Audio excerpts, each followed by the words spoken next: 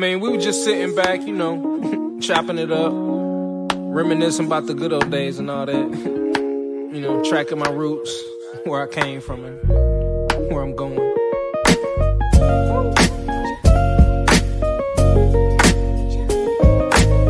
But like I say, man, always said it. It's not about the destination. No. It's all about the journey. Ain't nothing changed but the weather. The dangling carrot that hang from the rear view. Your dreams in the past ain't nowhere near you. Backseat drivers got nothing but 2 cents. Shotgun riders too biased, they all liars. I should get an A for effort, I'm too tired. But I'm never giving up, that's why I'm kinda admired. Hey everybody, we are here for a new episode of TK's Chronicles of a Black Sheep. Thank you for joining us tonight. We'll go ahead and get started tonight. We have a couple of stragglers that's lagging in tonight, but we do have our guests on CPT. Extreme CPT, but I ain't gonna talk about him tonight. One of them, I might have to push him down when I see him though. But hey, you gonna have to bend way over to do that, huh? Really, it might hurt my back. Right. Definitely might hurt my back for real. Might have to do one of them little kicks, just going and kicking. So yeah, Lord. But tonight we do have seems like one of our favorite returning guests, Kevo, in the house tonight. Oh, as usual, we have DW that's already talking smack. That's the damn intro I get. All right. Remember that. Because you done already started. See, you be fueling the fire sometime, and you know. Hey, me? You see this face? Innocence. Didn't you just fuel it a few minutes ago about the midget? You see the dimple? That's the volcano. Thank you, Kevo. Thank you. Oh, for real? That's what we're gonna do, Kevin? All right. Yeah. I mean, you kind of started it already tonight, so I mean. You kind of started. So all right, introduce the rest of them. I'm set up. All right. So as I said, my other co-host is running late tonight, Miss Nika Pinks. She probably looked like dark as I don't know what being in Fiesta, Texas today. See, them fat girl, I'm fat. I can't even work under them conditions. I'm gonna need to drop about 30. I'm gonna need, matter of fact, speaking of drop down 30. I'm gonna need my bro ought to be helping me get this drop down. So tonight's special guest that we have is my little bro from Dallas. We go back from when I lived in Dallas. And we was like thick as thieves, boy, but we made it work. So we have Mr. Lawrence Jones on tonight. Yo. So appreciate you having me. Yes, what's that? So while we waiting on the other ones to come in, and plus to give you your flowers, give us a little background on you and your businesses that you have going. All right. Well, I mean, I've been slanging prescriptions for about 15 years in and out of call centers. I think it was about 2015. I had a guy at Lifetime Fitness secretly follow me and one of my boys workout every night. Like he would be just in the shadows doing our workouts. Dude, like 100 pounds.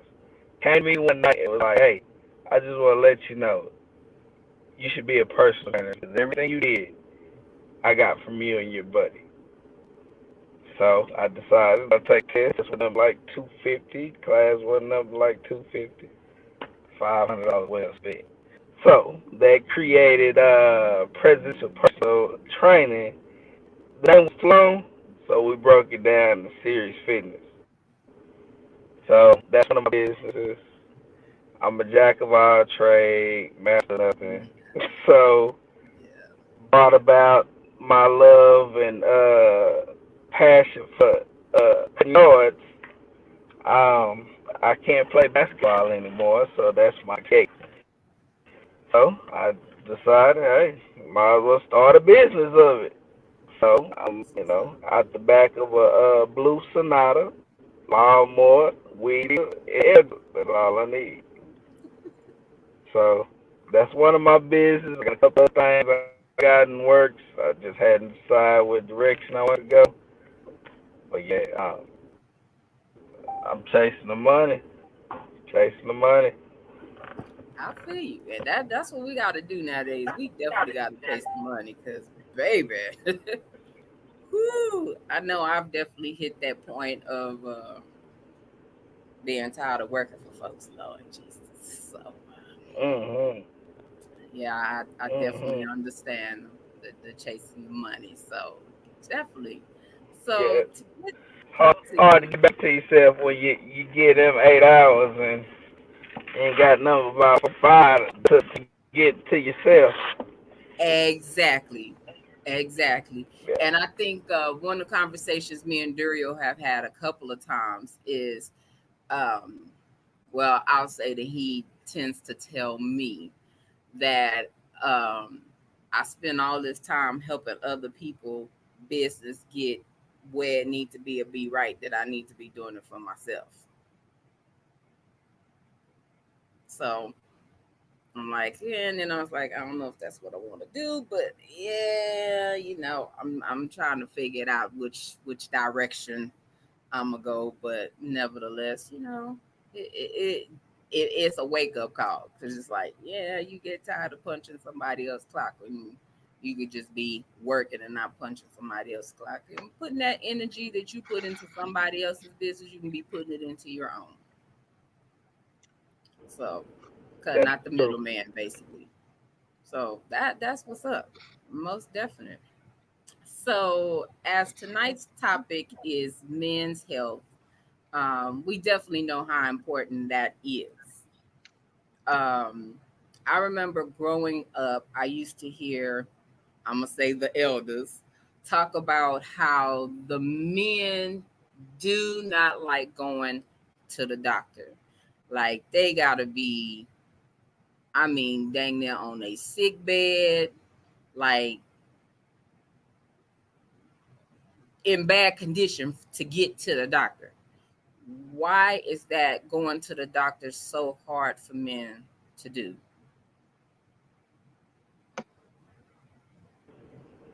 I'll speak on it. So I can't really speak on previous times. I can speak on now.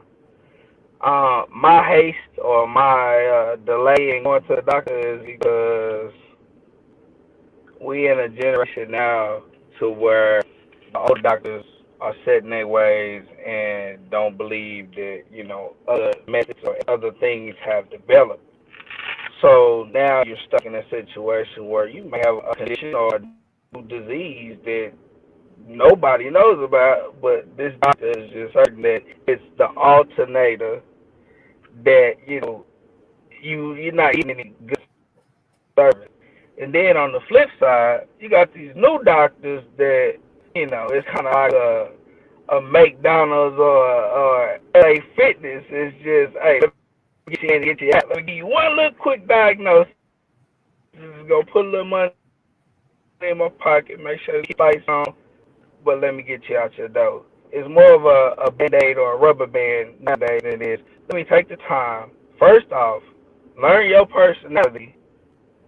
That way I know if this person's overreacting and this is just rash, something that I should look further into. Or maybe, let me sit down, let me take my time. Yeah, I got 4 or 5 people in other rooms, but let me take my time and really understand what you are going through, what's triggering, what your reason for being here, what has you swelling the legs, what has you, slow beat of the heart, instead of yesterday. Good example. Um, so here lately with the COVID, I haven't been able to get in the gym as much as possible. So what I've done is I do a workout here and there, and try to sweat here and there, but I'm sitting down most of the day and then I stand part of the day. With that being said, here lately I've been warming legs. Doctor told me, this part gets old. The vessel keeps the blood above the legs. It just wears out after time. So, you gotta deal with it. When you get off work, kick your feet up. Or if you're sitting all day, stand up, walk around, give some activity. But it's no magic pill that I can give you. Wow. He ain't mentioned no exercise. It was me that said something that I was the one that told him. Well, actually, it was worse. But since I've been back in the gym for the last 2-3 weeks, it's starting to subside. Oh, well, yeah, you're right. That's good for you, too. What you mean? That's just the first thing he told me. Healthy eating, exercise, activity will keep the vessels open to where your blood will flow. But nah, these doctors, hey, look, let me get you in for this oil change. Let me get you out. See this bill, this bill. Keep your dough running. There's no love in the game no more. Yeah, you're right. So, Kevin, what about you? Well, I've been dealing with stuff since I was 23, so that was back in 1993, and I used to drink a lot, man. Like, might as well say I was an alcoholic. Partying, drinking, that was me.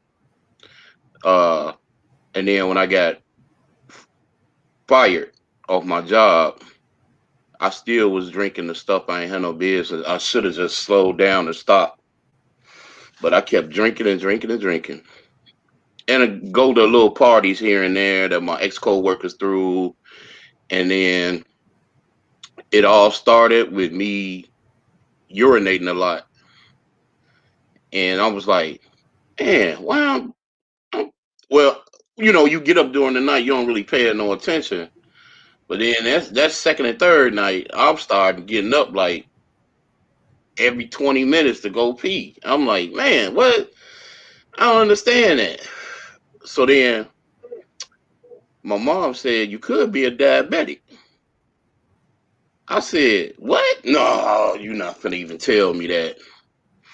So then she had these medical books. They were small little medical books. But you better believe I read the section about being a diabetic at least 60 times. It had frequent urination. It had increased thirst.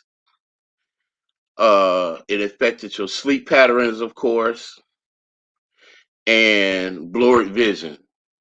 I had increased thirst, frequent urination, and blurred vision. And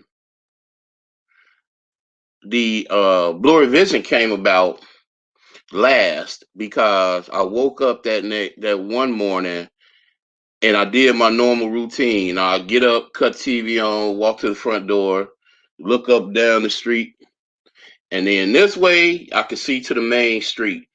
To the right, I could see the viaduct and down to the main street, another main street.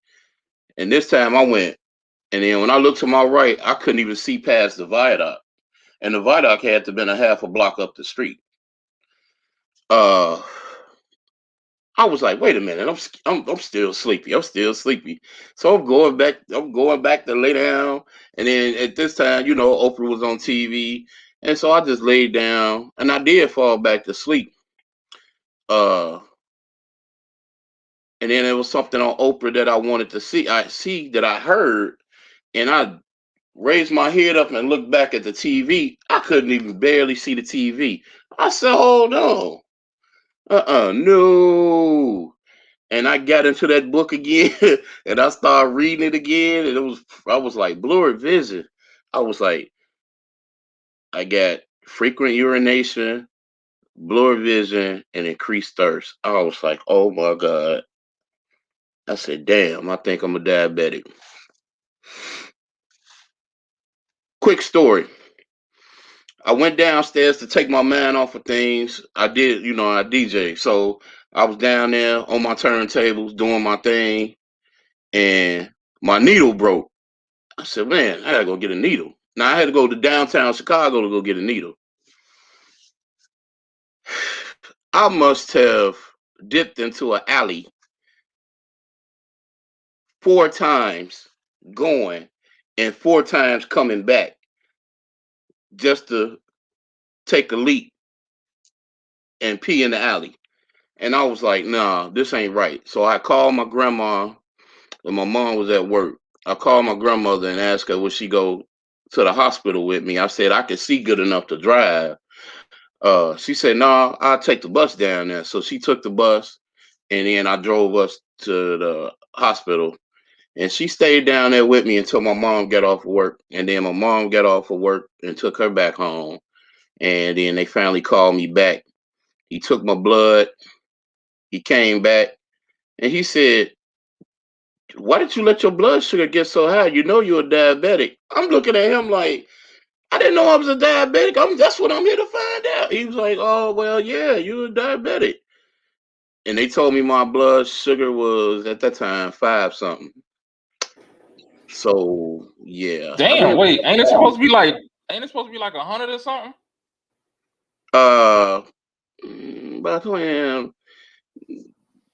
anywhere between 140 and below, 150 and below.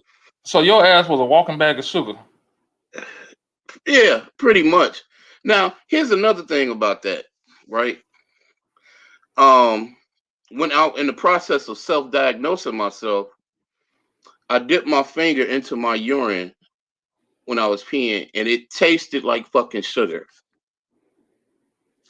It tasted like sugar. So that was another wake-up call for me on that one.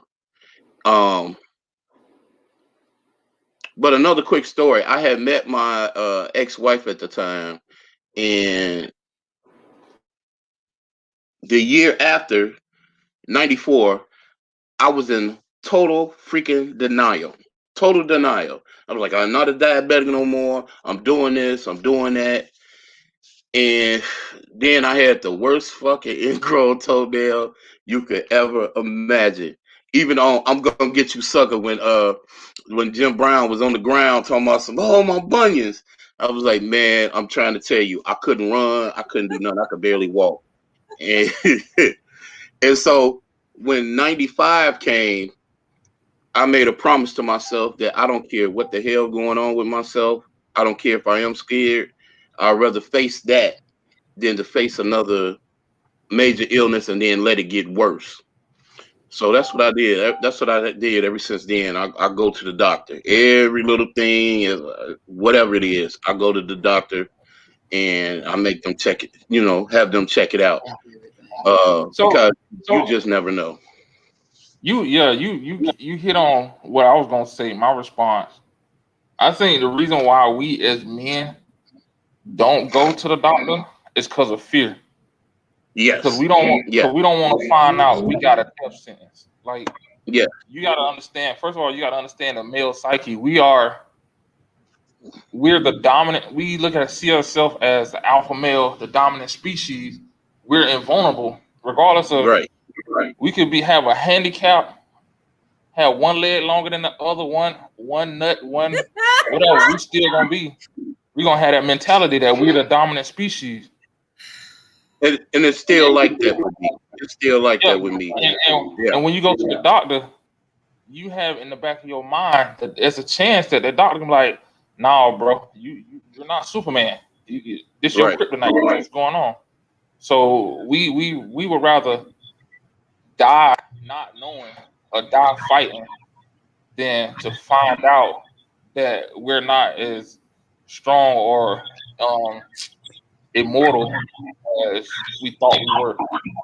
Bruh, that makes us stronger if we go to the doctor. Just to tell you the truth, it makes us very strong. But see, That's sweet and everything, but no. Y'all can't be looking at it like that. But see, wait, Nika, stop. If you trying to get in if you really want to understand us men, you can't be sitting there. Y'all can't do that. Yes, we can. I understand what you're saying, but you have to So understand. you rather just let shit just hit the fan than to Yes, get it taken care of when it's preventative. yes. Mm. You Okay. have to, and that's part of the Yeah. mentality. Look, that's what we're trying to change. That's the mentality we're trying to change. Like we would rather sit there and like okay, case in point, one of my family members found out he got diabetes, and the only reason why he found out he got diabetes because his ass passed out because he was out there drinking. He everything that Kevin said he had.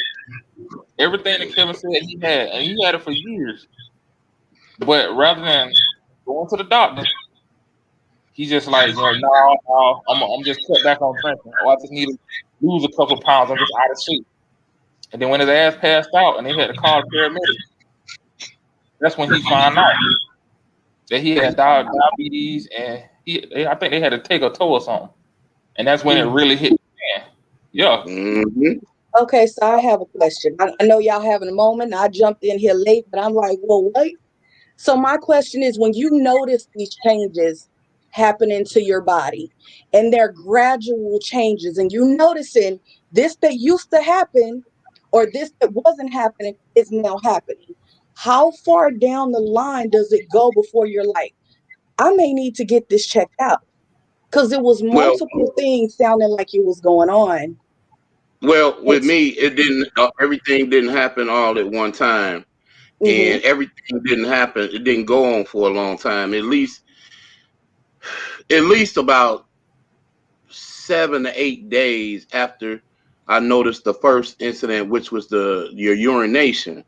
But when the urination happened, came the increased thirst, and then in the increased thirst came the blurred vision. So all that happened within like about a week. And then that's when I took my butt to the emergency room because I wanted to know for sure what was going on, and I wanted to take the steps to cut that out because me going blind was a non-factor at 23 years old. Yeah. I have a pint. I see you joined us. What's happening? Nothing. Just got the reception. My bad. No, it's all good. Or at least you showed up. So the question is, what prevents you? What prevents us as men from going to the doctor? You go to the doctor. We just don't like going to the doctor. But the last year and a half, I've been going to the doctor every Wednesday. I've been trying to take care of my high blood pressure. I've been trying to make sure my sugar's not low, my sugar's not high. And I just had my colonoscopy done where I had a scare because they said I had pre-cancer. Wait, stop, pause, because you just not finna skate over that shit. Oh no, he ain't. That's why he on here.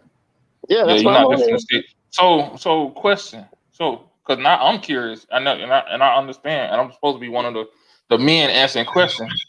So what made you go get that done? I just decided to get up and do it myself. It wasn't because I was sick or nothing. You just out the blue said, you know what, I need to go get this shit. I said I need to start going to the doctor. I'm getting older. I need to start going to the doctor. I'm feeling more fatigued lately than I have been.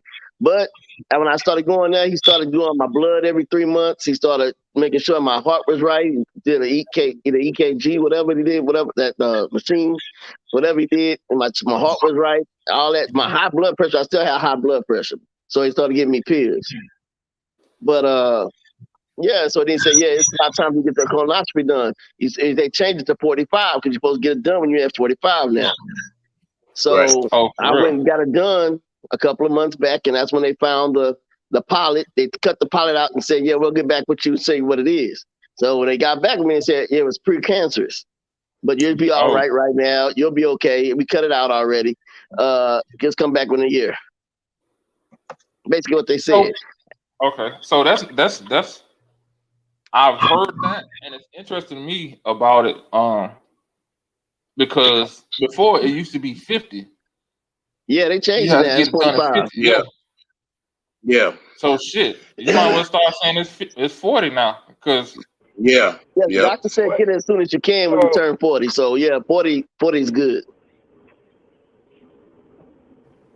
So it look like somebody about to be making that appointment I soon. was misunderstood. But it's a good thing to do. I mean, shit. I was scared about it. I kept calling T. what you say, LJ? I always thought I always thinking of 35. So I went to the doctor looking like, "What's up?" But yeah, y'all right. It's 45 years old. I think you should check it earlier though. Yeah, you should. You should, because I wasn't even gonna take it. I was gonna wait till 50, and I finally did get it. And they told me that shit. That really kind of scared me, you know. So yeah, it's a good thing to do it. Yep. Okay, so my next question, and it may be, I know we always ask everybody what the limits are on our questions. So my question is, out of the fellas, how many of y'all have high blood pressure? Well, I know I do. I'm on blood pressure medicine now. I don't have high blood pressure. I have a large heart that works very hard, and I'm appreciative of it. And the stress of my job. DW.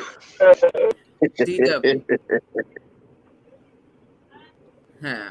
In other words, high blood pressure. Yeah. So I'm gonna go to this comment so I can give you a break to recruit from that story you just told. So of course, one of our regular watchers, Rodney, is in the comments. He said, even with me being in the military, we get yearly physical checkups, and I'm not going to front. My heart beats a little faster when they draw blood, body MRIs, and etc. He said, because in the back of my mind, it's a fear of finding something, even when I'm working out and watching what I eat. Yeah. Mm-hmm. Yeah. And I think that's people in general. Like, yeah, I think that's everybody, not just men too. That's everybody. That one, because I can admit that on my end, I'm like that as well. It's like, bitch, wait a minute, hold on. I don't need no surprises.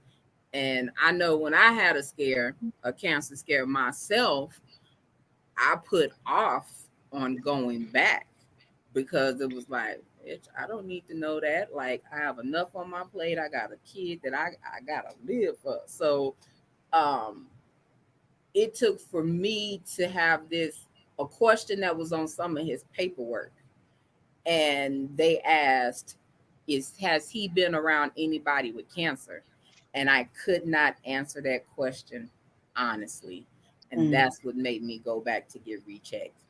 But before that, I was like, bitch, I don't want to know. Like, I'm not in that place to know because I got a lot on my plate, and that would be extra on my plate. So that was something I put in the back of my mind because I just had other stuff that was just going on, and I just wasn't ready, to be honest.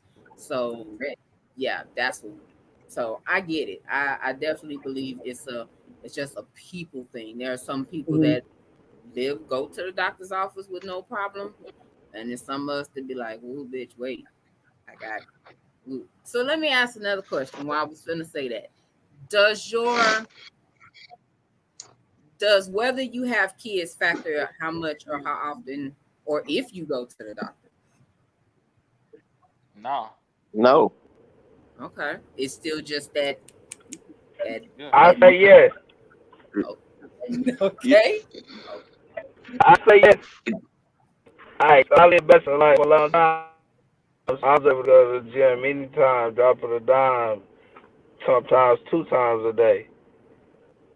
After being 100% in an asshole with children on a regular basis, my stress level has increased 65-75%. So now I find myself falling apart. I'm not high blood pressure, but the doctor said I was borderline. But I knew why my blood pressure was high. I just got done fucking kids on my way to the doctor's office, which is 7 minutes from my house. So my blood Well, pressure even went down by the time I got to the doctor. And it's catching point though, because I mean, it's all about the upbringing. Mine are a little more tedious than others, maybe.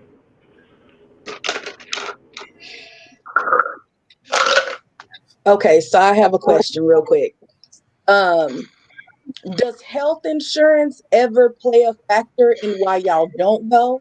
Like, could it, or is it a matter of, man, I got to pay for this out of pocket, or does that factor in not going, or is it just not wanting to go? Nah, it like even when I was in my even before I came in the military and got health insurance, I just didn't want to go. Like honestly, and like I would be like dog sick. I could be sitting here shitting and throwing up all over the place all at the same time. I still refuse to go, and that's just how I was always like that. Yeah, I was always like that, and I would just refuse to go to the doctor. I just had that mentality like it will pass, and I guess that could be because how I don't even know if it's how I grew up, because even like I never saw no man in my I'm not thinking about it. I never saw any men in my life that went to the doctor. Yeah, me either. Honestly. So yeah, now that I think about it, yeah. So I don't know how it is.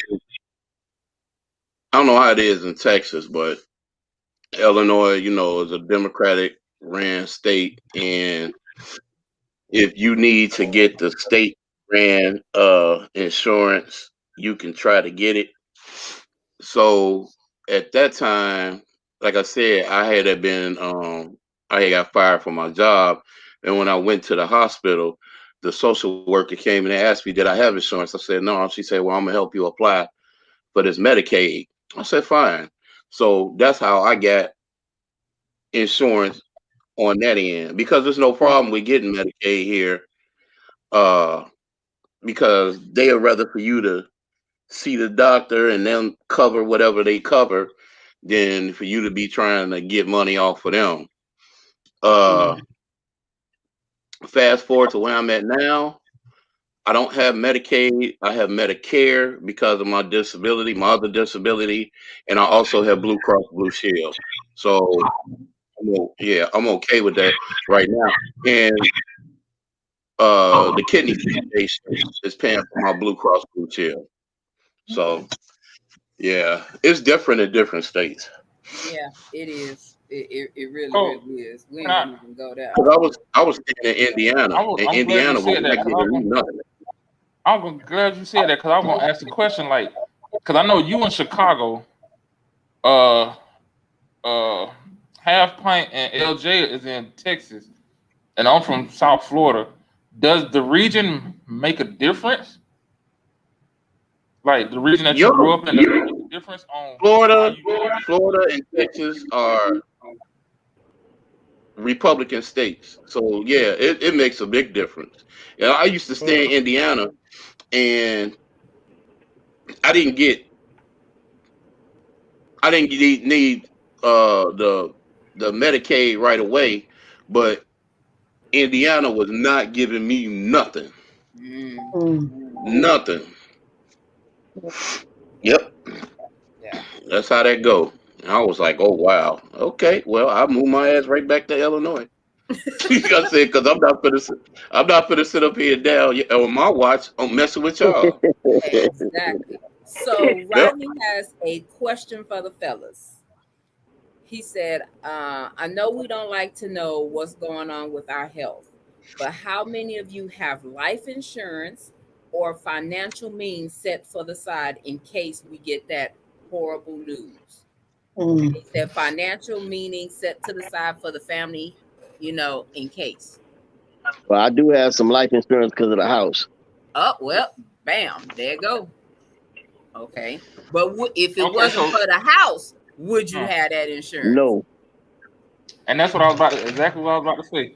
because even with the military, I take it serious. The military, we're insured because we're government property. But outside of that, I didn't have life insurance. And the story what made me change my mind is I had to do what we call casualty assistance officer, and where we like if it's a casualty, a war, or whatever, the military has a person assigned to the family and walks them through everything, like from retrieving the body to burial to getting all the life insurance stuff like that. So long story short, I was with a family and I saw how fast $1 million go.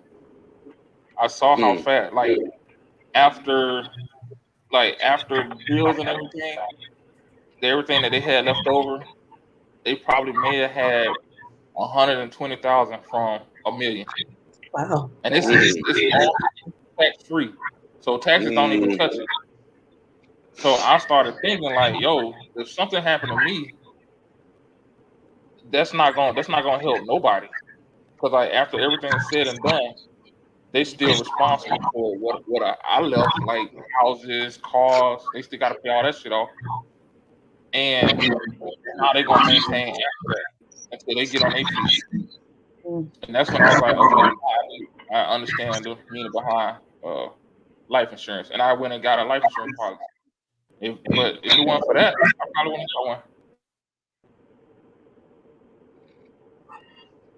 That's because That's most people think they're gonna live freaking forever, and that's not true until you see a damn GoFundMe page up on Facebook talking about some, my cousin, brother, sister, mother died. Could you help us bury them? And I didn't really start having no serious consideration until my mom started talking about some. I want to be cremated, and I want you and your brother to take my ashes and spread them over the Bahamas. Yeah. I don't want to hear that. I don't want to hear that. But I had to. Group back in the afterlife. I had to come to that realization that it happens. And then after my grandparents died, I just was like, all right, come on, let me do this. But I am in the process of getting another life insurance policy so I can be cremated with one and they can give the rest of this money to my son. So that's what's up. That's what's up. Definitely. But he's not going to get it directly. It's going to be set up when my brother sends his mother payments, because if she get a whole lump sum of money, you might as well just set a match to it. Anyway, I don't want to go there. But yeah, I got it all set up. So okay, we ain't gonna go there because that's a future episode. Look, that one is sound like it. So that's another show. It's on the list. Oh, because we got that one on the list. We got a couple of little parenting topics coming up. Yeah, I think our next one is parenting topic is actually step parents. So it's my chance. Oh yes, Duke. That I need to holler at you about that episode. Oh shit! Yeah. So now y'all got me thinking. No, for real, you got me really thinking over here. About? Because like you said something earlier that we thought we gonna live forever and everything. I knew I was gonna die, and I know we all know we gonna die. Everybody got an expiration date.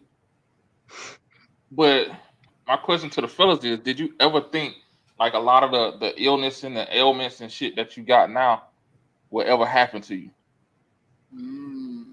No. No, in the hell way. And I got more illnesses on this panel than any of y'all. So yeah, because how diabetes is just not one. I'm 51. Okay, so who's the youngest? Me. How old are you? 37. Okay, so we spread it all through. Okay, so then spread through. So you said what? No, I'm just thinking like just it's interesting to me, not interesting, but it's showing a pattern. Like you got 30, 40, and 50, and we all had the same mindset. So I'm starting to see a pattern. Like it's not just, and it's like different regions. So it's just a total, like I said before, a man thing. We as men looked at ourselves as invincible. Now we're realizing that our mortality is upon us. That's the best way I can put it. And I would say this, because I think even still it touches with men and women. I think a lot had to do with the foundation of what we ate. Because I know most people, hey, you gotta admit we black folks love fried, smothered chitlins and oxtail. Look at them, oxtail. I think a lot of our health issues come from the stuff that we were raised on and what we ate. Because think about it, most of the panel has high blood pressure. I'm sure there's cholesterol that comes with that. Diabetes is on the board because y'all know I think I posted that video where that one restaurant put all that sugar in them sweet potatoes. Like I disagree. You said what? I said I disagree. Mr. Eat six patties on a hamburger. Do you really want to disagree with me? Six patties. Wait, hold on. First of all, you know we That's the heart attack I'm grill. gonna tell you why. That's the heart attack grill. Hey, hold on, Kevin. Hold on. You supposed to be on my side, dog. Hold on. Oh, that's what's happening tonight. I'm saying you could do that because you are a large size man, a tall man, so your caloric intake is higher. Thank you. Come on. See, somebody who know what they're talking about. The science behind it. Bro, don't do that, bro. He ain't on the real working out what he putting in. Well, on the real though, you got a burger, and the knife that they stuck in the burger ain't even like the burger. Like if we find that picture, the burger was this big. The knife only went to make maybe the second level. Okay, like the people don't want to hear all of that. Y'all really have to be Burial Eat. Now I'm y'all know what I'm talking about. Yeah. The people don't want to hear all of that. But what my point was, it's an experience. But my point was, I was saying I know a lot of healthy people that had the same that's the true same too. issue. So it's not, you can't just say it's what we eat. I think now what I will say it is with us as young black men growing up in society, and especially during the time that we grew up, there was a lot of external factors that contributed to where we are, like some of the ailments we got, like high blood pressure. Because you think about it, all of us grew up during the crack era, the beginning, the middle, and the end. All of us grew up doing you can say racial inequality. The beginning, well, I say the middle. That's still going on. Yeah, that's what I'm going to say, the middle and what's going to right now. So we are a different breed. We experienced a lot more stuff that stressed us as men, as black men, than a lot of other folks will give us credit for. But they're trying to say, blame it on how we eat. Now, if I'm gonna go there, if we're gonna go there, then if they're gonna blame it on how we eat, then why the fuck are they marketing how we eat? Because what sells? They're gonna market what sells. Okay, but they're the main ones buying it. That's what I'm saying. So it's not what we eat. But what they're marketing don't affect them like it affects us. Bullshit. Bullshit. No. I think a lot of it has to do also with a lack of physical activity. I used to get out there with the push more. Yeah. Oh my God, that is the devil. The push more and cut grass in 90-something degree heat. Yeah. front and and rake it up and bag it up. Yep. It's just a lot of stuff, a physical activity stuff that we don't do anymore, and then it's a lot more sitting on our phones and things like that. Did you have a push mower that had the, I that still didn't have cut an my engine, grass. but it had a whole bunch of blades to I spin ain't had no engine, bro. I ain't had no engine. I remember that shit. That I ain't had man, no all engine. you- And if it gets stuck on the weed, then you have to go down there, pull the Yep. weed out, Yep. and run it back over the same damn weed to chop Yep. it up.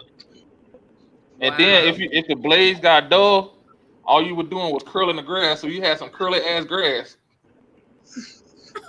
Yeah. And I ain't gonna talk about pulling the grass on the side of the blades to free up the blades so they can spin. Whatever. Man, that was Anyway. good time, fun time. Yeah, okay. But see, that's what I'm saying. Like those type of experiences, they don't have an experience with it. What you about to say, Demar? No, I was just saying that should I still cut my grass?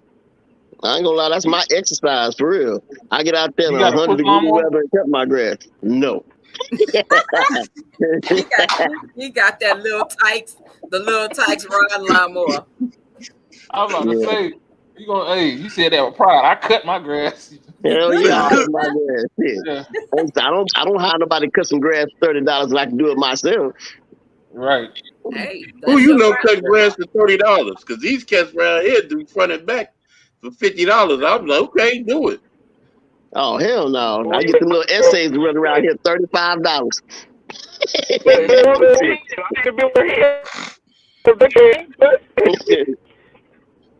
Yeah, the little essays do it $35 front and back, edge, rack up the leaves, all that. Funny. I cannot. It be gone. Oh my god. Hey, check this out though. Let me ask y'all a question about something. Breast cancer in men. Ooh. Have y'all ever heard about that? Yes. Yeah. True. Do you know It's anybody true. that The men can't get breast cancer, yes. Yeah. Has anybody heard anybody that got it? Yes. No. What was that one actor? Documentary. The one black actor, I can see his face and I can't think of his name. But when he came out with it, this was like some years ago. And it's like it shook the world because it was like, man can't get breast cancer. Well, I think I know who you're talking about. I can't think of his name either. Was it about 7 or 8 years ago? It was about 7 or 8 years ago. Yeah. And it kind of shook everybody, but then I think it also sent that fear through the fellas because they was like, "Oh shit, now we got something else on our." It was Edward Brooke. I don't think that was who that was. It was I think. What he look like? Oh no, was it Montel Williams? Yeah, it was Montel Williams, wasn't it? No, Montel Williams. Nope, it wasn't him either. Because he had it wasn't Montel. No. What did Montel have? Montel had something. I know he talked about. Yeah, he got a autoimmune disease. Yeah, he got MS. Yes. Oh, okay. But he also does have breast cancer. You know who else I just thought about? Here's the guy, right? Richard Roundtree. There you go. That's who first came out. Okay. And said Richard Roundtree. Okay. Cancer. Yes. Man, hey. Okay. That's a G too. For a G to have. He was a man. Yep. That was a man. Yeah, you're right. Yes. Yes. Very handsome dude. Yes. Yeah. Yes. So when he that's came the original style. That really messed a lot of men up because like, Chef, what? Like, for real? And I think that added more to y'all's plate. So, question on that though, because I know women have a procedure to check for breast cancer. Do y'all check yourselves? Not for breast cancer. Honestly, no. Nah, I don't take myself for no breast cancer. No. Why you no why you all that? I'm just no. That's how you said it. Cause I mean, real talk, y'all know What now is that the this is something procedure that y'all can get. That's a good question. I have to go and look that up. Cause You said what? before we look? So, How you look for breast cancer? I have a question. That what you said? Yeah. So how do we look for it as a man? And supposed to be a lump in your chest or a lump in your Yeah, nipples or it something? should be the Lump. same thing as women. You just Yeah. sit there and rub That's the them, same rub thing. on You your. rub around your rub I around mean, your. dude, I got a bunch of lumps in my chest. So I mean, what am I doing? You know Y'all in what? the chest, I guess. I'm like, oh, yeah, got the pump today. Oh, You know what? I can't. so You have to, so, yeah, you have that's to, a this good is question. like doing, That's a good question, you Reese. have to just, you just But have I to mean, rub around that, man. If you yeah, feel anything suspicious, then you go to the doctor. Other than that, bro. You Rub Hey, turned around the there. health procedure into something straight freaky. that's what I was For about to real. say. That's what I was about to say. If you rubbing too much, you about to come. Like, what the hell? You can't rub your nipple too much. 'Cause that shit excites you. Yeah, That shit you excites you. about to, hey, start forgetting what you're looking for. You over there Like, twisting what the nipples hell like was it's a dial, or Yeah, like, dude, you getting too much into the exam. Like, yeah. I 30 minutes later, you talking about I still mean, ain't found shit. I'm trying to make sure. It's time to go to bed. Right. I done got mine. Okay. Well, I'm hungry now. What's and I have Rodney a said, not trying to be funny, but rubbing my breast feels kind of suspect for a man. Oh, But hey, we Lord. gotta do it, cause like for real, like let's Joe. all jokes aside, huh? When you're doing 100 push-ups a day, you're not just the chest. I mean, it's hard. It hurts. If that makes sense. Or you want to make But then okay, sure the push-ups make sense for you. So you want to make sure your chest is not as soft as it was before you started. Does right. that put the masculinity back in? It might. Well, hey, look, I next time I need to check myself, I'll tell my wife to do it. yeah, you can tell There your you wife to go. I do knew There it. you that go. was coming. There you go. That's Yeah, nice. See? I knew Yeah. that was coming. Yeah. yeah, Ask your you wife can to tell do your it. wife. Yep, that's I right. look, So Girlfriend, then wife, check this out here. brother, whatever. So check this out then. So with the colonoscopy joint, then you gonna have Yeah. your wife do that too? She couldn't so do that. She can't do You gonna that. have your wife Say do what the now? oil check? She don't do that. She don't have no camera. Well, she might got a camera. Which one of y'all got them oh cameras in man. y'all bedroom? Yeah. Look, I You know, don't know about that. Oh boy. Nah, but for real though, for real, Look, like I was I think. at Go ease ahead. with Okay.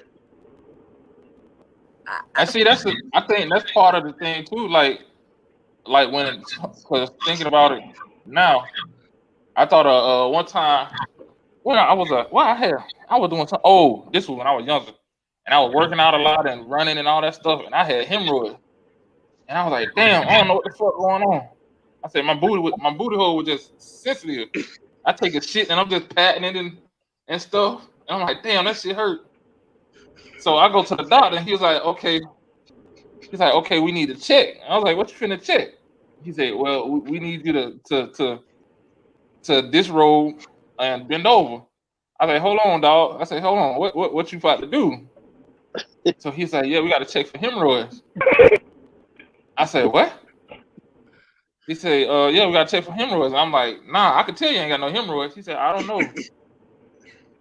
And so I did what he said, and then like he said, all right, and the way he got you laying, I think that's the thing that made it awkward for me, because you got to lay on your side, and then in the way they got you positioned, you like you just tooted and booted, and I'm just like, if somebody walked in this motherfucker right now, this gonna be a real interesting conversation.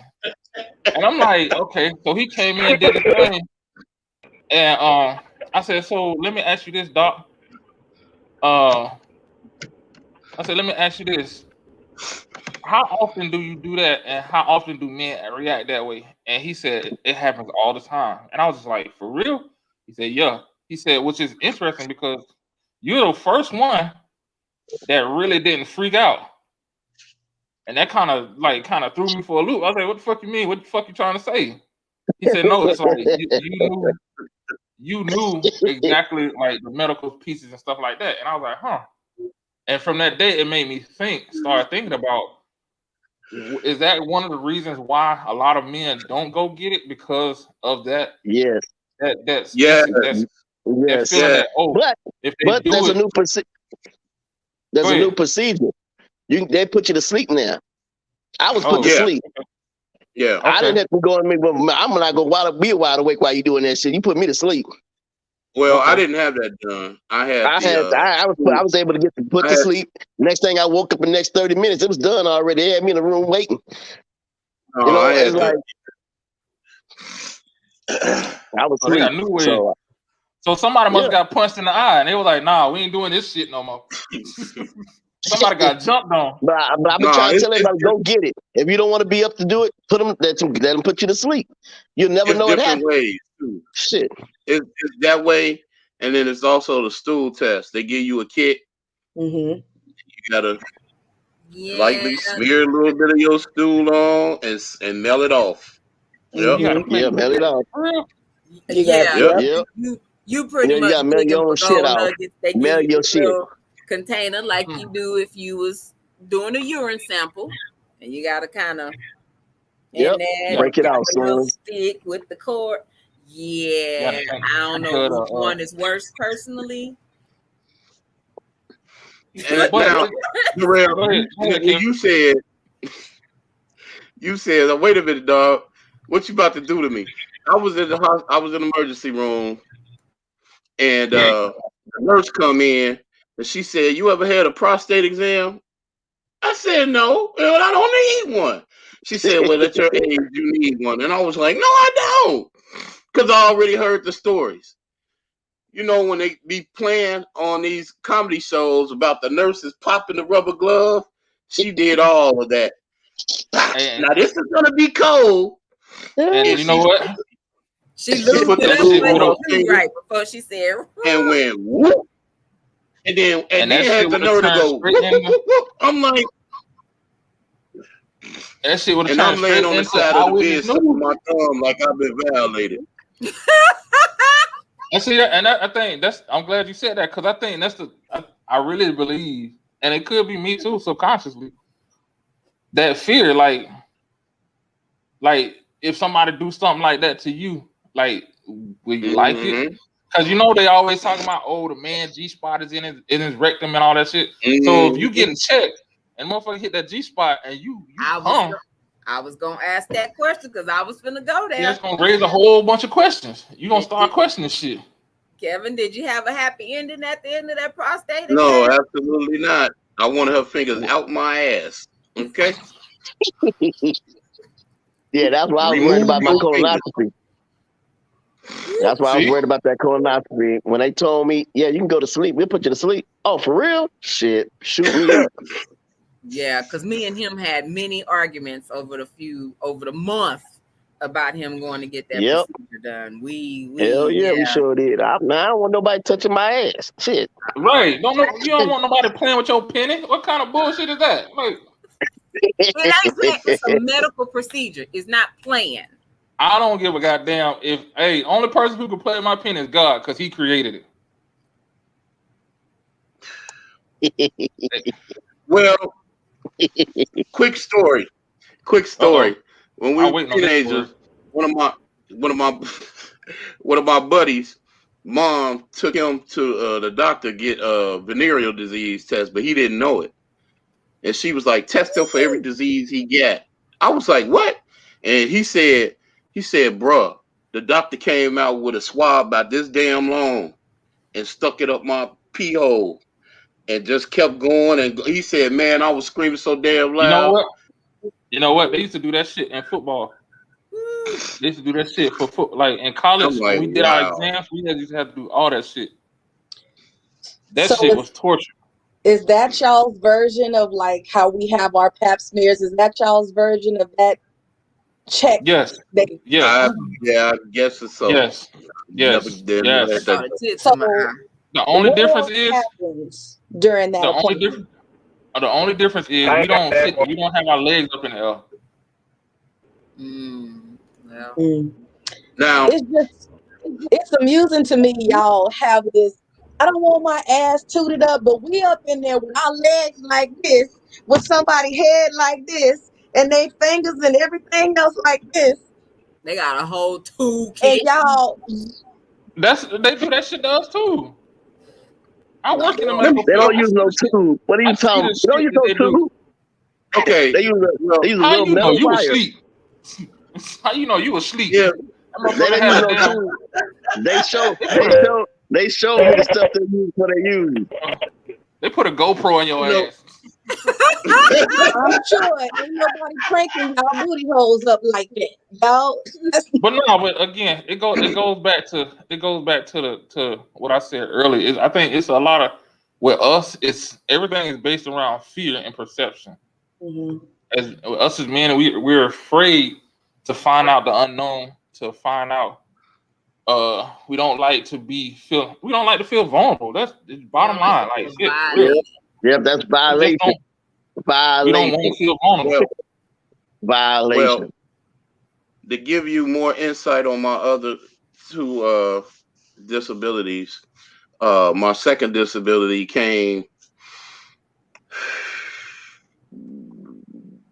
I got fired in 2008. It came about a year after I was not driving a truck no more.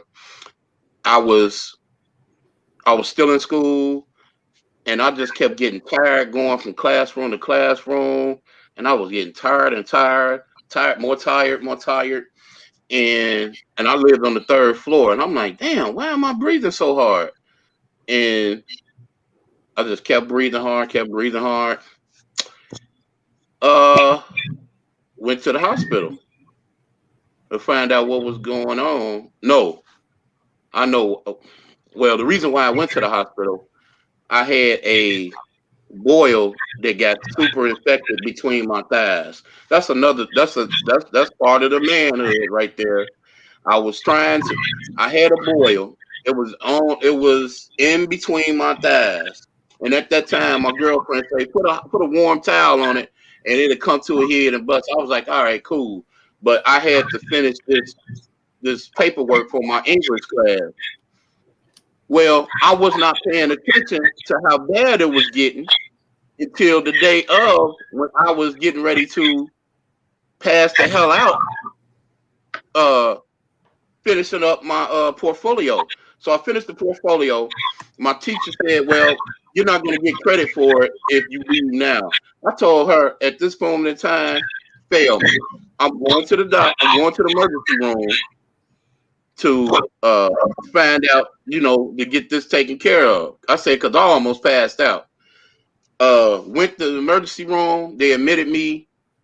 And now here come all the doctors looking between my legs, looking all up and down. Godly, had me going to urologist. And it ain't spread to his scrotum. And they went this and this.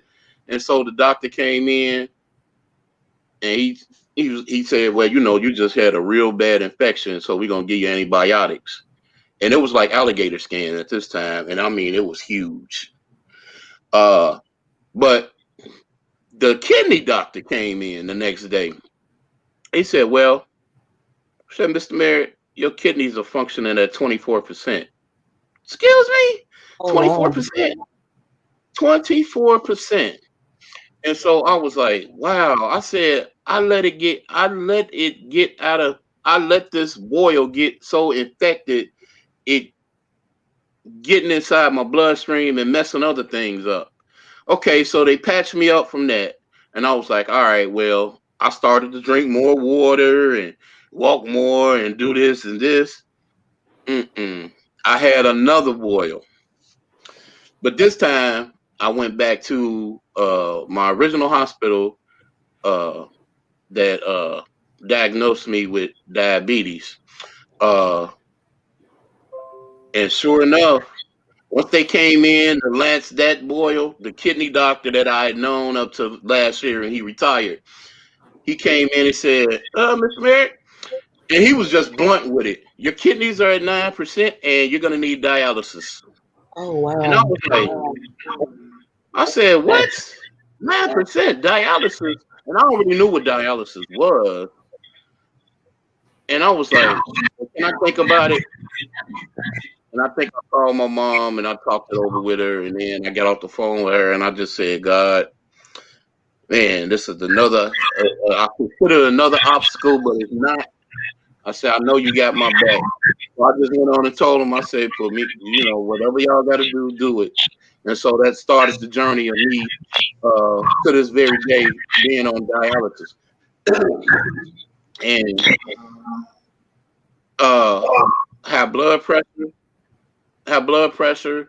And then if you got any boils, which is an infection, really, all that stuff lead up to you being potentially could be on kidney failure. And then there's some people who never even had those and their kidneys just fail. And it's just been like that. So that's one of my other long time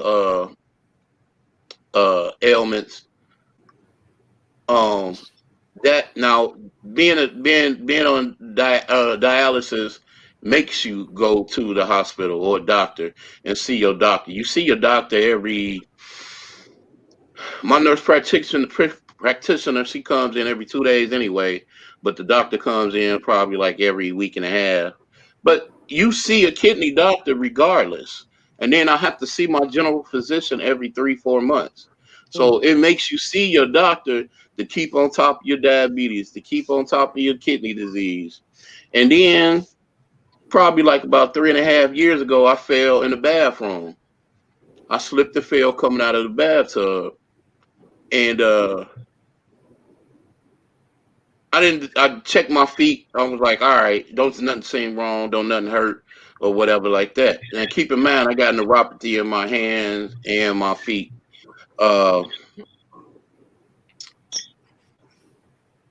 Checked it out, but I was going to already a podiatrist to get my toenails clipped, so I don't have ingrown toenails, and he checked my feet and stuff like that. Well, he was like, how long your ankle been like this? And I said, I don't know, probably for like about 2 months, 3 months. And he said, wow. He said, let me take an x-ray, because if I think you have what I think you have it. I was like, wow. And so he gave me the technology terminal term for it or whatever. And he said the layman's term is Charcot foot. And I was like, Charcot foot? I have never heard of that a day in my life. He went in there, did the x-ray, and showed me on the x-ray how my foot, the soft, well, when you're in between your ankle and your foot, you got soft tissue to help your foot flex. It's soft tissue bone. Well, I had crushed all of that. And because I was wearing an ankle compression sleeve, the bones had started to fuse back together. So it really didn't bother me at that time. But he said, I'm going to put you in a brace for about 6 months, and then we're going to see where we can go from there. And I said, 6 months? Damn. But the 6 months came and went, man. And then he kept me in the brace for another month or so. Foot still the same. I had a little lump in it, like in the ankle part. So what the next thing he did was he wrote a prescription for me. He gave me 2 choices. I don't know if you guys ever seen anybody in them Frankenstein shoes, them boots. Mm-hmm. That's somebody with Charcot foot, because they bone and they foot collapsed, and then at the bottom of the foot they get ulcers and the bone come out. So those Frankenstein boots help them to add some cushion to it, right? So then he said, well, I give you a choice. Either you will wear that boot or we gonna make you a brace. I said, you gonna make me a brace because my foot look normal. And so he took me in, and for the past 3 years, I've been wearing this. This is what I wear. Yeah, this is what I wear. Wow. I could knock you out with it if I wanted to. It keeps That look like some S&M stuff. it keeps my foot, like you make certain move, certain jab steps with your foot. It keeps my foot stable, so it won't shift, and then my bones be broken my foot, But I can walk without it.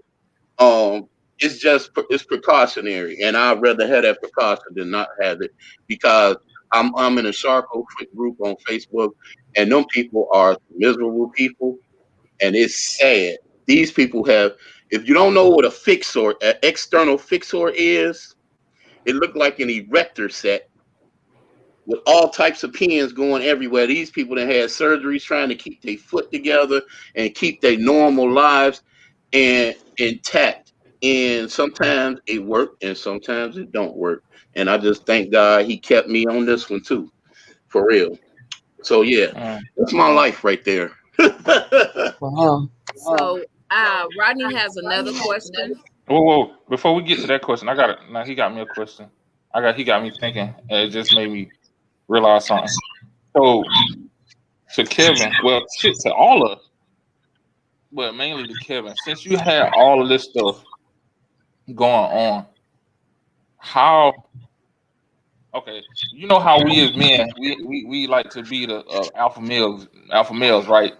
And so when I say alpha males, we like to go around and plant our seeds in situations and do some things with some things. How has that affected your sex life? And the reason why I'm asking that is to one, to bring awareness, and two, to have that uncomfortable conversation with the men about ED. I've got no problem about answering that question. I was told by several people, man, don't take them blood pressure pills. Don't take them, because man, that's gonna mess your thing up, man. That's gonna mess your erection up, and you're gonna be messed up. And I was like, all right. Anyway, while you stay over there at your blood pressure and your potential having a stroke and heart attack ass, I'm taking these pills. I said I'll just work with my doctor, and that's what I did. I worked with my doctor because I did have ED. I noticed it back in 2010, and then at that time, my nurse, well, she's still my nurse, but she cool. She was like, I told her about it. Nurse. No, she's my nurse at dialysis. She the head, no. So she was a cool white lady, white chick. She's young too, younger than me. Oh, but she said, yeah, my husband takes Viagra. He said, no, she said my boyfriend takes Viagra. She said, don't buy any of the pills yet. I'll have some for you when I come back. Shit, she brought me back 3 pills, and she was like, cut them in half. And I was like, damn, who can I test this on? So she was volunteering. No, well, at the time, Blue Joe. At the time, I was 40. I was messing around with a 22-year-old. So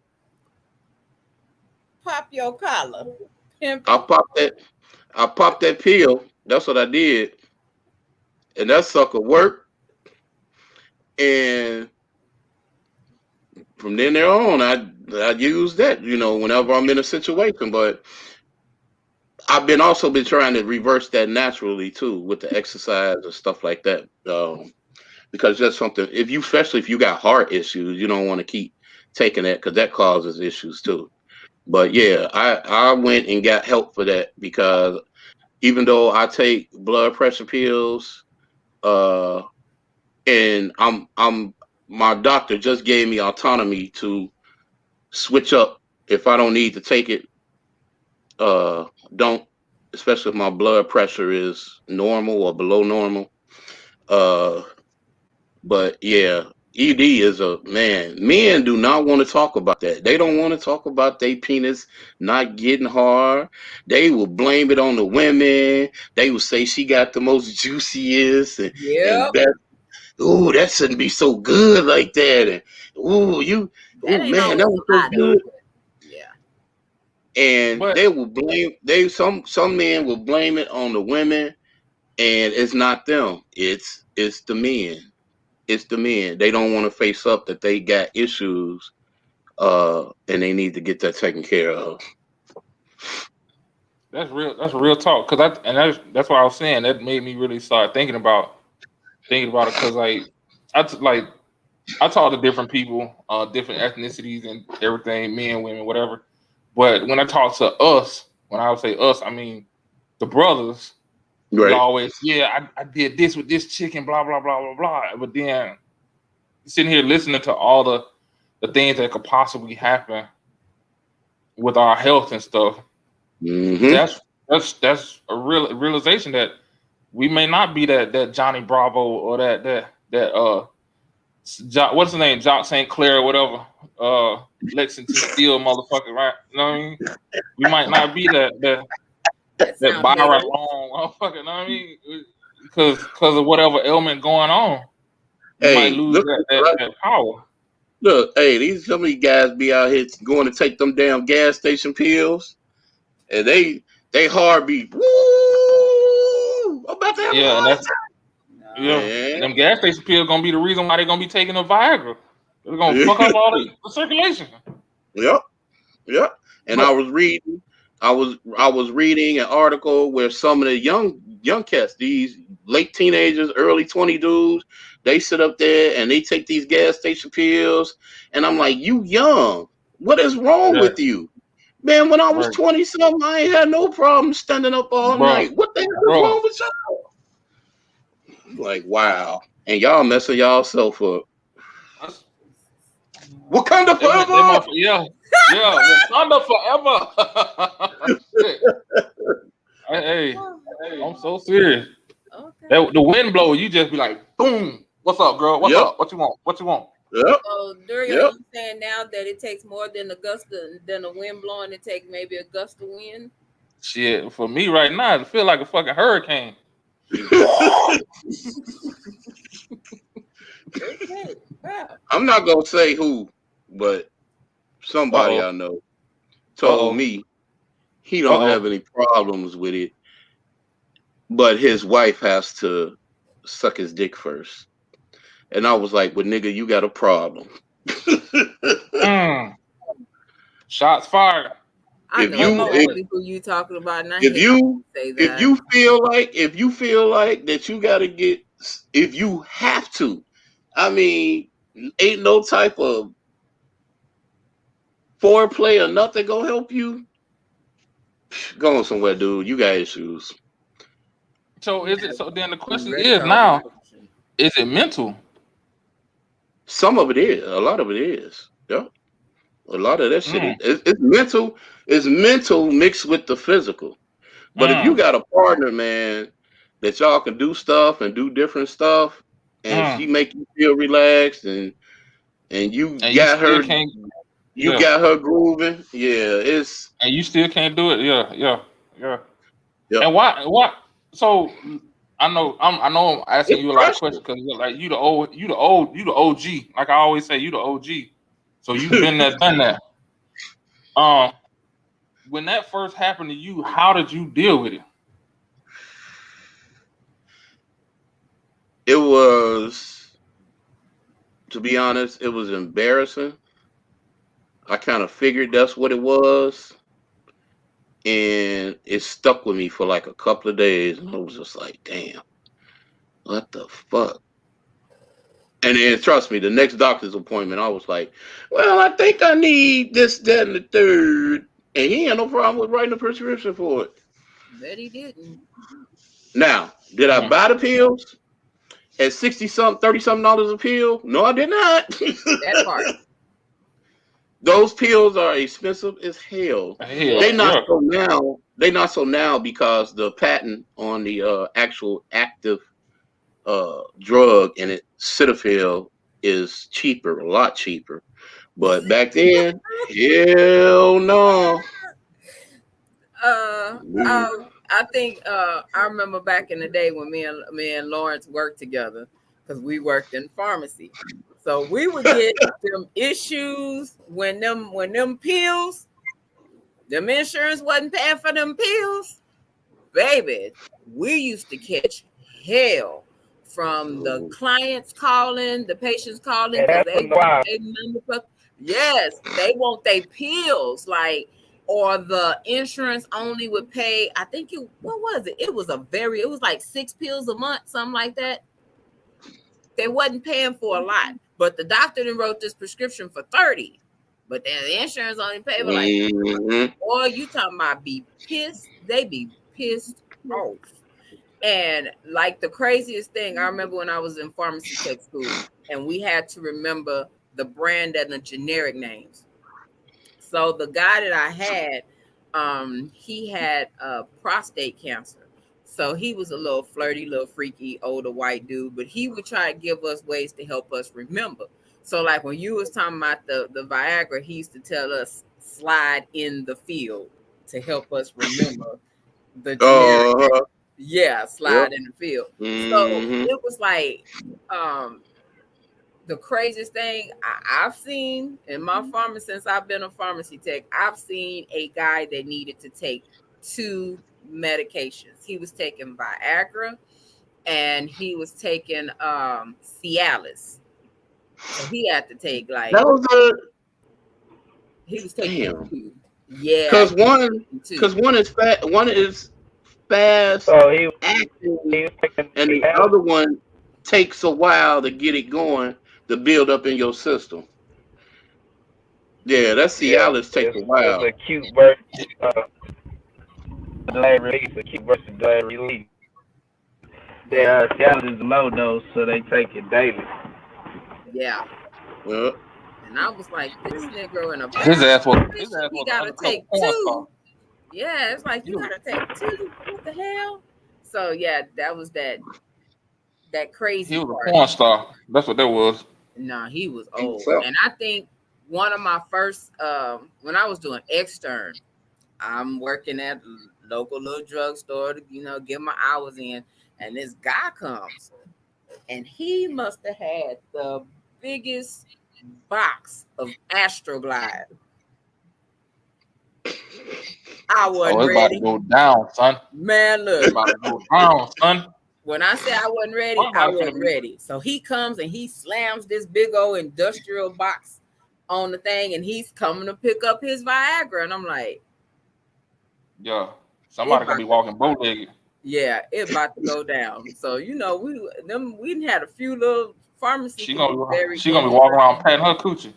Man, she need an ice pack and a whole little ice box walking around. But it was we had some interesting moments and calls when it came along those lines.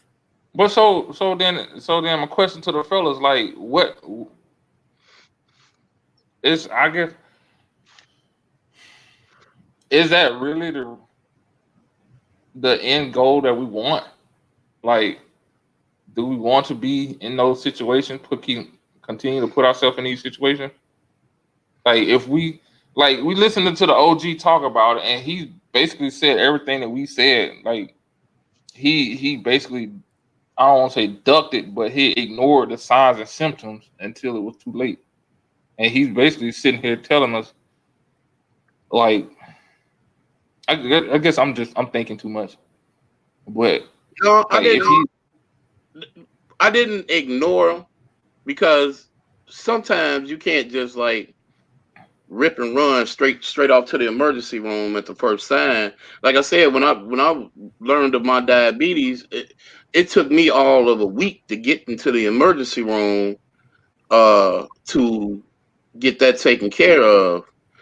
It's the stuff you do outside of the doctor's office. I've worked out before, and I failed to freak off. And then now I'm trying to get back on. I'm trying to get back on, but it's kind of hard. Uh, I can only lift no more than 10 pounds with this arm.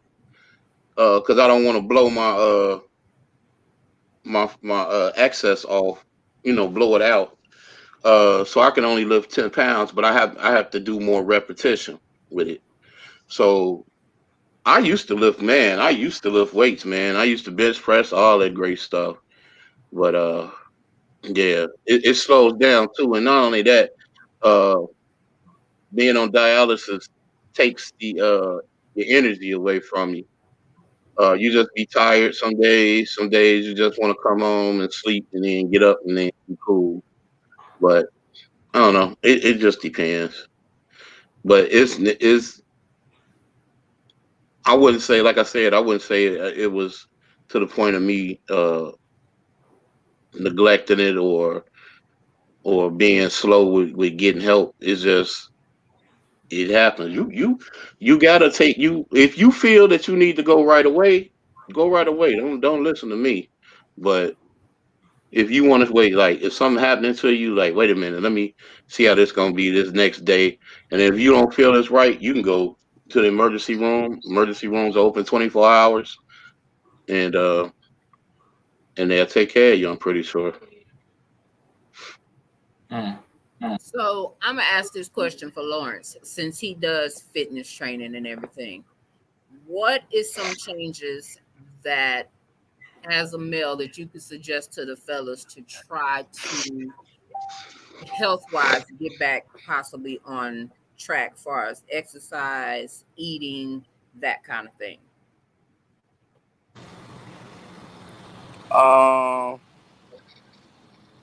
It's mental. At this age that we at now, it's kind of hard to just say what I would normally say.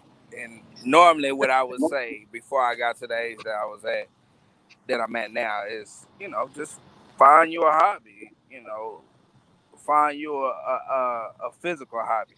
So, to begin with, all my life I played basketball. Well, basketball got old and kind of got to the point to where it was kind of easy at that point.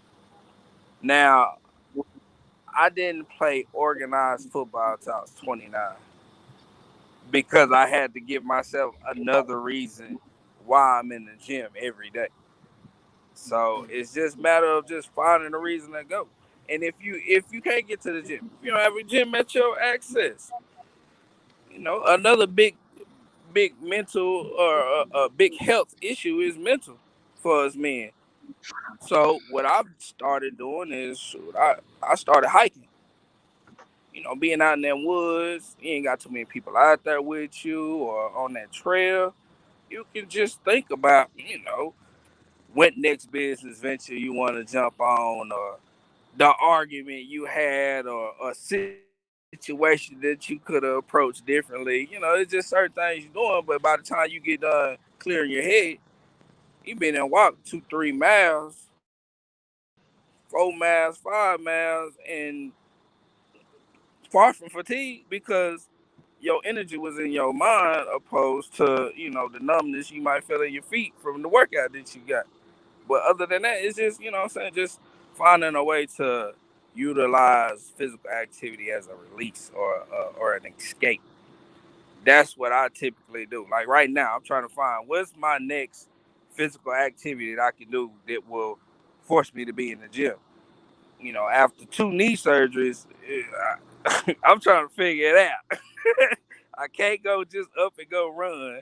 So I got a bike now. So now I'm just, I get up and go ride the bike. I'm at the age now where I don't need an alarm clock, so I'm up at 5:30 every day just for no reason. So it just, it's more managing your time than it is anything now. And on top of managing your time, consistency. You just want to build, compound build. You start from, okay, today I'm just going to do about 10 push-ups. All right, I did 10 push-ups today. By the end of this week, I at least want to be doing about 20. So I'm going to add 5 a day if I'm just doing it, on the weekdays. And just find you something that's extra and keep building on it. I definitely say, consistency is key, but compound is definitely going to get you where you need to be.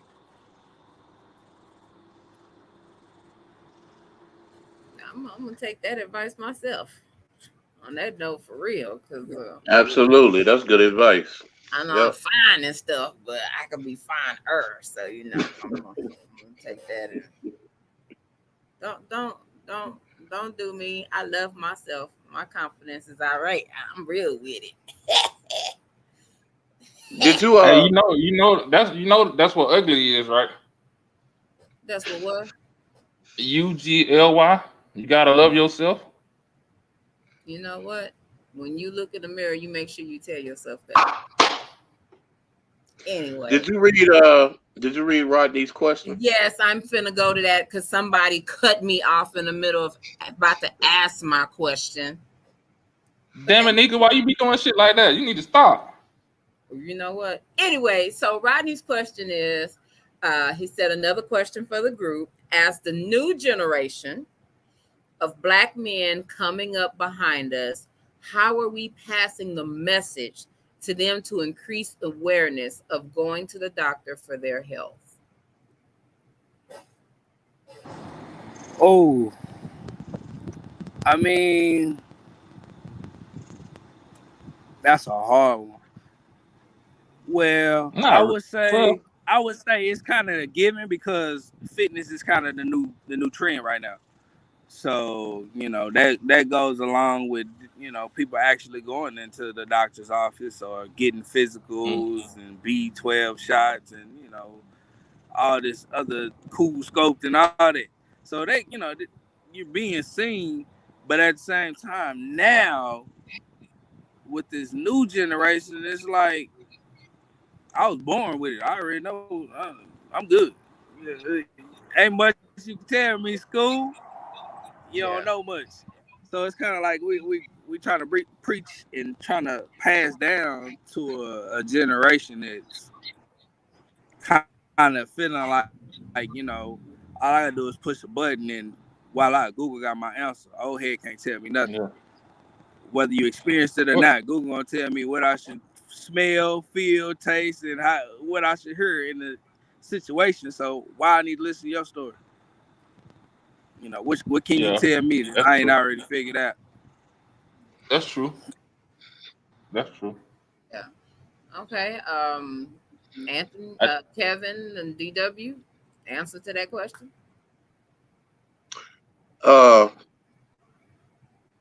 At this point in time, I can show you, but I can tell you, I can show all the damn pills I need to take. I can sit up here and show them this bottle. Yeah, I remember that. Twice a day, I take a shot. Yeah, I might can miss a day, but you better believe it. I know my body will be like, hold on, you missing that.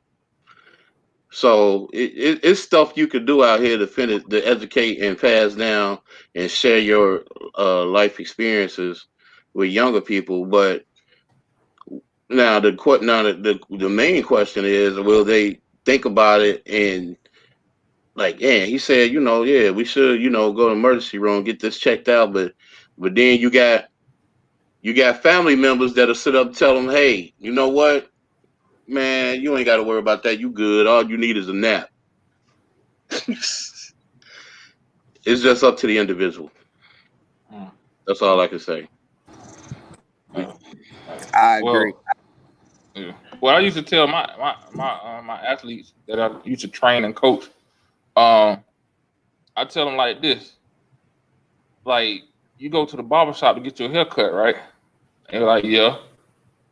I said, well, it's the same thing with your body. You need to go somewhere that's gonna help you take care of your body. Like the gym is gonna make you look good on the outside and perform, but the doctor, that specialist, is gonna help you continue to perform at the same level. It's like, and then it says it's just like a car. You're gonna go get the car wash and all that stuff done to the car to make it look good, but you're not gonna skip the mechanic to keep it running, right? And they're like, nah. I said the same thing with your body. You gotta have that under the hood shit sometimes.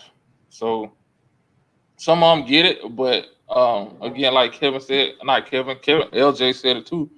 Like this generation, like, nah, I'm good, OG. You can't tell me. But as soon as they get that first 8, they like, hey, OG, what was Yeah, that you was talking about again?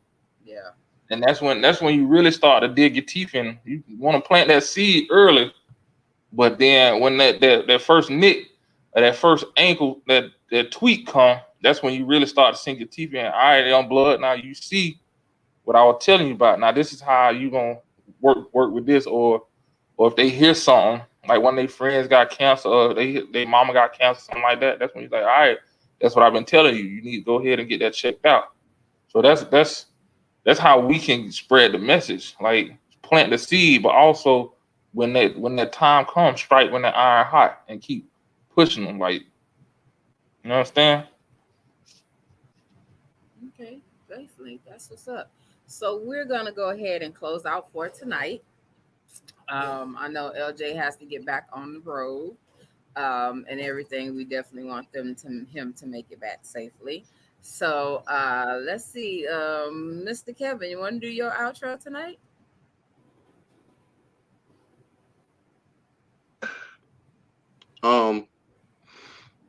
This is not gonna be long. I just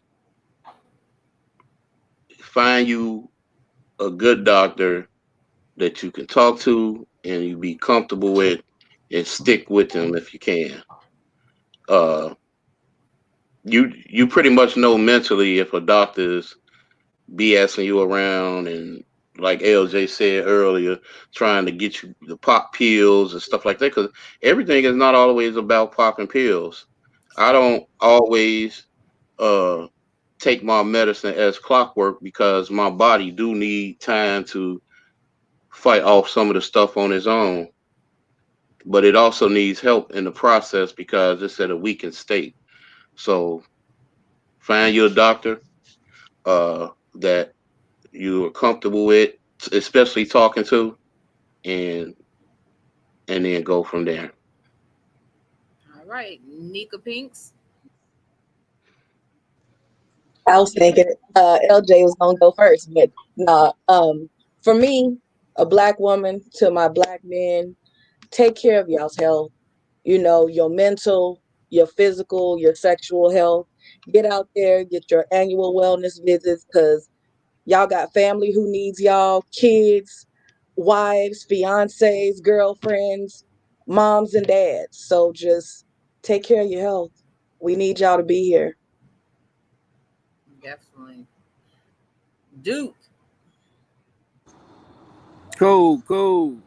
Man, I can't say it no more. Consistency is key. Basically, you gotta take yourself just as serious as you take everything else. If you got an obsession with something, get an obsession with yourself. As far as doctors go, couldn't have said it better. Y'all know, you gotta find somebody who gonna actually sit there, back straight, eyes peeled, and actually listen to what your situation is. Because these doctors are just like your lawyers and everybody else. They just out there for their check right now. They ain't really too much worried about our health, man, because they trying to make room for the next population. But yeah, just I'm gonna give you my slogan. Get serious about you. That's what you need to do. Yes. Now that, yes, I can ride with that. Most definite. That was on my list for this year. Me. So Yeah, I get highly serious agree about with that. you. Yes, definitely. I love that. Most definitely. You'd be getting that on a shirt, and then send your Hey, sister one. working on it. Look, in process. Well, I'm just going to, I like dropping little seeds because Shanika do shirts. So I just put that little plug out there that Shanika do shirts. So yeah, you know what I'm saying. So yeah, thought I'd throw that out there. DW. All right, I ain't gonna harp on the same thing that everybody else said, but anybody that's listening, black man, it starts with us. It starts with us. We go all the way back to the Bible. It was Adam. So it starts with us. We have to take care of ourselves because we have people like Shanika said, we got people relying on us. So I'm not saying being a ER bandit, but if you know something ain't right, something ain't feeling right, don't be all right. I'll go later. Get on it. Get on it. Get on it. Cause hey, time is money, and the reaper know the budget. So you don't know how much time you got, but he do. So take care of yourself, and yeah, that's all I got. Oh, I'm sorry. I didn't do this earlier before I always do. Today's HBCU is Alabama A&M. They were founded in 1875 in not Southern Alabama. I forgot the name of the city. I want to say it's Normal, Alabama. It's Northern Alabama. I know that. So another HBCU. Like I said, I'm gonna do this every week. Represent. It's by us for us. All right, that's all I got. All right. And to sum it up, as everybody on the panel have said tonight, it is very important to know what's going on with you. Many a times we can actually get ahead of some things and not wait so far to after we're already in the midst of the storm or standing in the middle of the woods and like, which way do we go? I know conversation I had a couple of weeks ago. I'm thinking about it. We're gonna have to bring this up probably as a topic, but a male friend of mine made the comment that if something was wrong with him, he wouldn't tell nobody. But you have to be able to go to the doctor in order to be able to tell somebody too. You can't tell a secret that's not a secret because it don't have no information. So please go get checked out. Know your body. Your body gives you signs many a times on something is wrong. As Kevin said, the fatigue, the frequent urination, your body gives you signs. But just be aware. A lot of times your support definitely helps. Your mental health definitely. I mean, that's something I think many of us is pushing as well, because if you're stressed and your mental ain't right, a lot of times that starts to affect other things. That's your blood pressure going up, because you ain't choke that person that's raising your blood pressure. I ain't saying go choke nobody, but I'm just saying sometimes we hold a lot in and other things arise. So stress is a big factor of mental, a lot of issues, health issues. We have some silent killers amongst the Black community. So, stress is one of them things that triggers other things that can set stuff off. So definitely just don't have these folks driving you crazy. Release that shit. Stop holding on to so much stuff that's just sitting inside of you that's becoming toxic. Release that shit. Kevin, you have something to say? One last thing. Make sure you have a superb support group. Friends, family, Definitely. even counselors, social workers, whatever.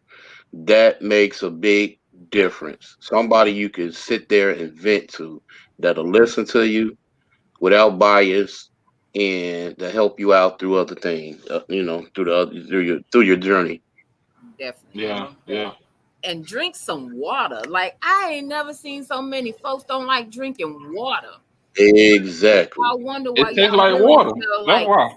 skunks and outside. Like, drink some damn water. It tastes like water. That's why nobody want to drink it. It tastes like water. Guess what? I'd rather it taste like water than me having some other issues, which we know that can happen from you not drinking water. You can't drink soda and alcohol 24/7. It don't work. So okay. Drink some damn water, especially if you living in Texas and it's hot. Drink some damn water. It's hot outside. Like, baby, I put my water in the freezer and I pack my own water to work. I drink water, at least 5 of these while I'm at work, real talk. And I still drink when I'm at home. I got a new obsession with water, but I know in order for me to drink it, it gotta be cold. I can't do no regular room temperature water and work like that. Yeah. Last 2 things: life insurance and a will. Boy, don't forget about those 2 things: life insurance and a will. Hey. Totally different. Thank you. I'm about to. Yeah. All right. So thank you for everybody that watched tonight. Tuned in. Rodney, we definitely love you for always watching and supporting. Next week's episode is hobosexuals. If you don't know what it is, Google it, because I ain't gonna tell you. We may not have a guest on next week for that unless it's experienced, because I don't know too many hobosexuals that's gonna come out and say, yes, I'm a hobosexual and I use people to have a roof over my head. If I be nice, maybe Shanika could get her best friend to come on as a recovering homosexual. So I'm gonna leave that alone. But tonight, I thank y'all. Appreciate y'all. Love y'all. And y'all have a wonderful night. Outro. I mean, we were just sitting back, you know, chopping it up, reminiscing about the good old days and all that. You know, tracking my roots, where I came from.